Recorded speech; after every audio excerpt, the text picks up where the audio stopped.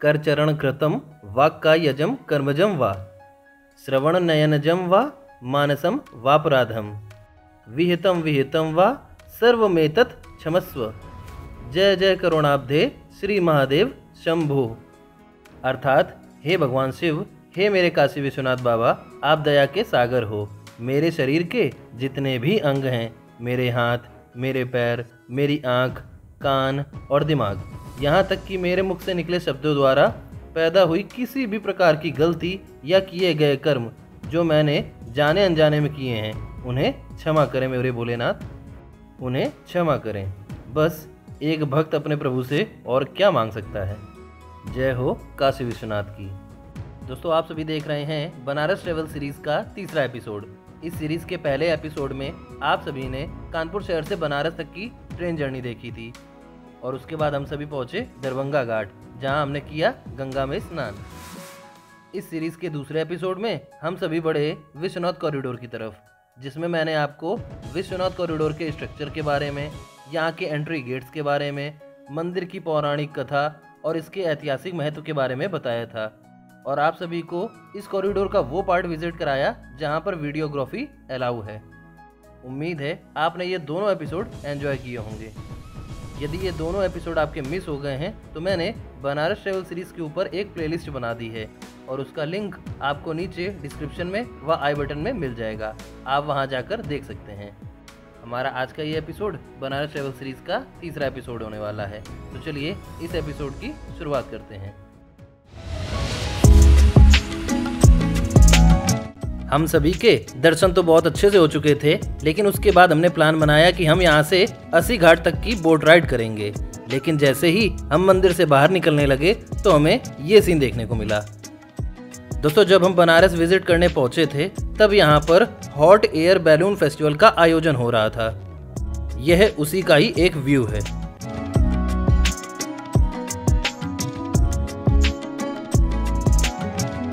वैसे अगर आपको इसकी राइड करनी है तो आपको 500 रुपये पर पर्सन पे करना होगा और यह 40 से 45 मिनट तक की राइड होती है, जो कि लगभग 5 से 6 किलोमीटर तक चलती है। अगर आप में से कोई बनारस से यह वीडियो देख रहा है तो मुझे बताइएगा इस राइड का आपका एक्सपीरियंस कैसा रहा था। तो फ्रेंड्स, कुछ ऐसा व्यू हमें देखने को मिला था। इस शानदार नज़ारे को देखते हुए मुझे रहा नहीं गया और मैंने इसे शूट कर लिया। चलिए अब यहाँ से बढ़ते हैं मंदिर से बाहर की ओर। वैसे क्या लगता है आपको कि बनारस घूमने के लिए 1 या 2 दिन का टूर पर्याप्त है? ऐसा बिल्कुल भी नहीं है। अगर आप सच में बनारस घूमना चाहते हैं, यहाँ के कल्चर को जानना चाहते हैं, तो इसके लिए आपको यहाँ की लाइफ स्टाइल को जीना होगा। हमारे महादेव की नगरी काशी कुछ इस प्रकार बनी हुई है कि यहाँ पर 1 या 2 दिन में इसे पूरा कवर नहीं किया जा सकता। आपको हर बार घूमते हुए कुछ न कुछ अधूरा सा महसूस होगा। यहाँ की हर गली में एक अलग बात छिपी हुई है। यहाँ संगीत है, यहाँ कला है, यहीं आस्था है। इस शहर का कुछ कम शब्दों में भी वर्णन नहीं किया जा सकता। आज इन बनारस की गलियों से गुजरते हुए बहुत कुछ देखने और सीखने को मिल रहा था। सभी लोग अपने अपने कामों में मगन थे। कहीं बनारसी साड़ियों की दुकान, कहीं फूल मालाओं की, खाने के ये छोटे छोटे से स्टॉल्स और भी बहुत कुछ। यह सब देखते हुए हम बढ़ रहे थे मीर घाट की तरफ, जहां से हमने एंट्री ली थी। दोस्तों, इस बीच हमें एक मंदिर देखने को मिला। वैसे इस मंदिर के बारे में मैंने सिर्फ सुना था, लेकिन इस मंदिर तक पहुंचने का आज का हमारा कोई भी प्लान नहीं था। लेकिन शायद इस मंदिर में विराजमान माता ने हमें खुद यहाँ तक बुलाया है। क्या लगता है आपको कि काशी सिर्फ बाबा विश्वनाथ धाम के लिए प्रसिद्ध है? नहीं, यहाँ पर एक शक्तिपीठ भी है।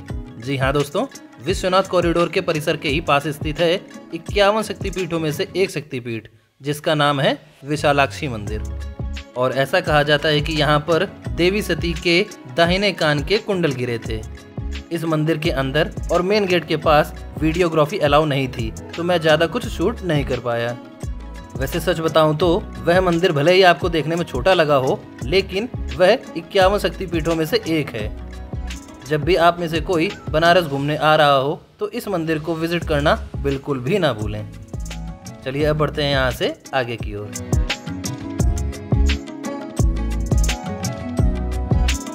बनारस की लगभग सभी गलियों में आपको कुछ इस तरह की खूबसूरत सी पेंटिंग्स देखने को मिलेंगी, जिनमें यहाँ की संस्कृति और सभ्यता को निखारा गया है।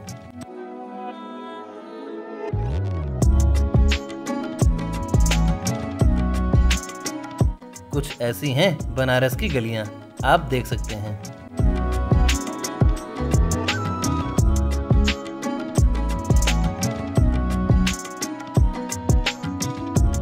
दोस्तों अब हम फिर वहीं पहुंच चुके हैं जहां से हमने गेट नंबर 2 तक जाने के लिए एंट्री ली थी, यानी मीर घाट की तरफ। अब बज चुके थे सुबह के 10 और आप बनारस के इन घाटों पर रौनक देख सकते हैं।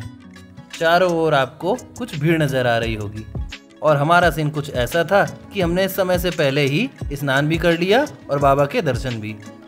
और अब हम बढ़ रहे हैं आज के दिन की आगे की शुरुआत करने के लिए। वैसे हमारी आज की आइटिनरी में हमने प्लान तय किया था कि हम दर्शन करने के बाद बोट राइड करेंगे अस्सी घाट तक। जब हम सभी बोट राइड के लिए आगे बढ़ने लगे तो हमें ललिता घाट पर यह मंदिर देखने को मिला, जो कि फर्स्ट इम्प्रेशन में मुझे काफ़ी ज़्यादा यूनिक लगा। तो हम सभी ने सोचा क्यों ना इसे भी अपनी आइटिनरी में शामिल किया जाए, और हमारा ये डिसीजन सक्सेसफुल रहा। और ऐसा मैं क्यों कह रहा हूँ वो आप अभी कुछ देर में देखिएगा। दोस्तों ये है नेपाली मंदिर। अब इसकी क्या खासियत है वो मैं आपको अभी कुछ देर में बताता हूँ। आइए आपको पहले दर्शन करा देते हैं। दोस्तों कुछ इस तरह के स्टेयर्स के रास्ते से होते हुए आपको ऊपर की ओर आना होगा और तब आपको देखने को मिलेगा बनारस के सबसे पुराने शिव मंदिरों में से एक पशुपतिनाथ महादेव का ये नेपाली मंदिर। और यह कोई साधारण शिव मंदिर नहीं है, यह नेपाल देश की वास्तुशैली के जैसा बना हुआ है। इसमें किसी भी प्रकार के कंक्रीट या ईंट का प्रयोग आपको देखने को नहीं मिलेगा, बल्कि इसे बनाने में नेपाली लकड़ी का भी प्रयोग किया गया है, जिसका अनोखा रूप आपको अपनी ओर आकर्षित करेगा। दोस्तों यह मंदिर नेपाल के राजा राणा बहादुर शाह की देन है। वह 5 वर्षों के लिए बनारस में प्रवास के लिए आए थे और अपनी पूजा पाठ करने हेतु उन्होंने काशी के ललिता घाट पर इस मंदिर के निर्माण कराने की सोचा। वह चाहते थे कि इस मंदिर का निर्माण नेपाल की वास्तुशैली के अनुसार हो।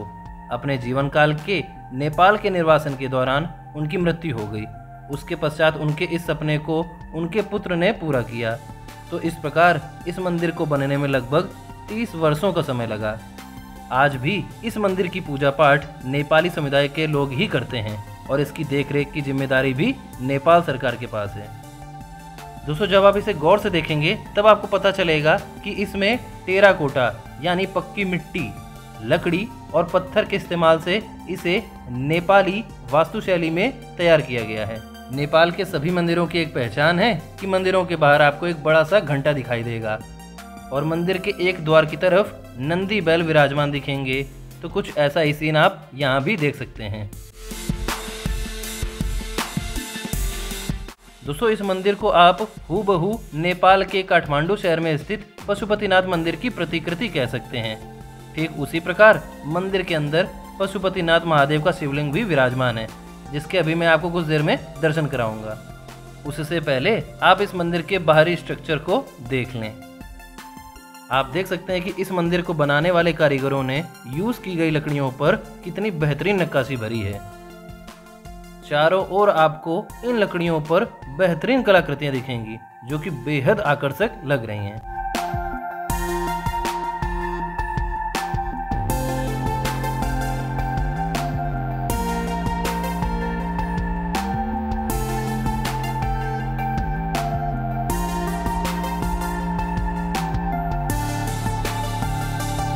दोस्तों सच बताऊं तो मैंने अब तक तो ऐसा मंदिर नहीं देखा था, जो कि इतने सालों से लकड़ियों के सिर्फ इस ढांचे पर खड़ा है।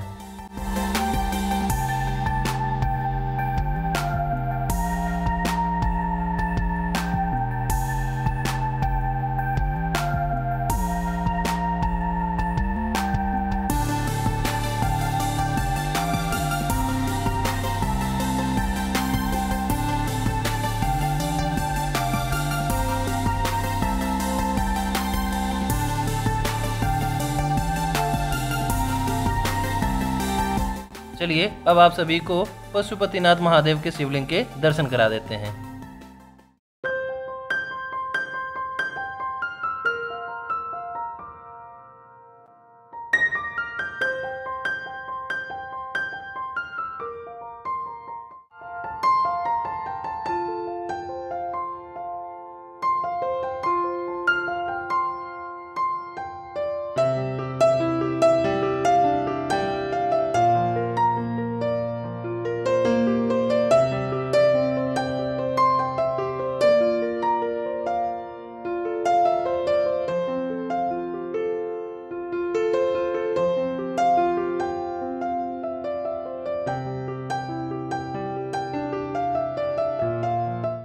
बताइए आप सभी को बाबा पशुपतिनाथ महादेव का यह स्वरूप कैसा लगा।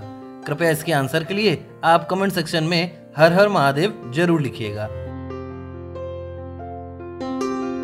दोस्तों अब हम बढ़ रहे हैं गंगा नदी में बोट राइड के लिए। हम यहाँ से सीधा बढ़ेंगे अस्सी घाट की ओर। तो हमारे आज के दिन की आगे की कहानी आप देखेंगे इसके अगले एपिसोड में। तो बनारस ट्रेवल सीरीज के तीसरे एपिसोड में बस इतना ही।